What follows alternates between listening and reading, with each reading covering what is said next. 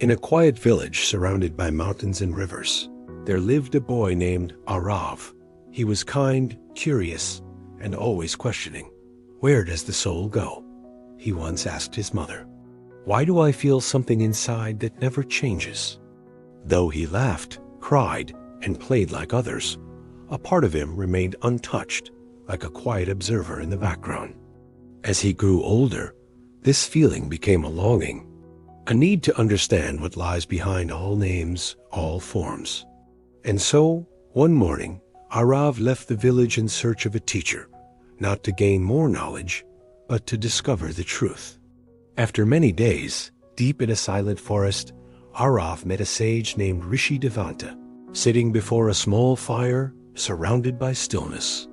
Arav bowed and said, "Master, I have read scriptures and listened to wise men, but I still feel incomplete. I want to know who I truly am." The sage looked into the fire and said, "Sit and watch the flame." Arav sat. Minutes passed. The fire flickered in the breeze.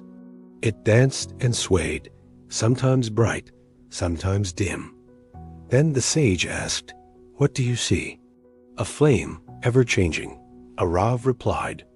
The sage nodded, then closed his eyes and whispered, "Now close your eyes and look inward. Find the flame within you." Arav did as told. He breathed deeply. He turned his attention inward, not to thoughts, not to memories, but to the quiet space behind them. He found it. Not a flame of fire, but a presence. Still, clear, unflickering. The sage spoke again. That inner flame is the self, Atman. It does not flicker because it does not depend on wind or wood. It is the eternal light, untouched by the world. That is who you are.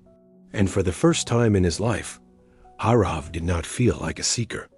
He felt like the very truth he had been searching for. Arav stayed with the sage until the rains returned. When he finally walked back to his village, he carried no books, no relics, only silence and a gentle smile.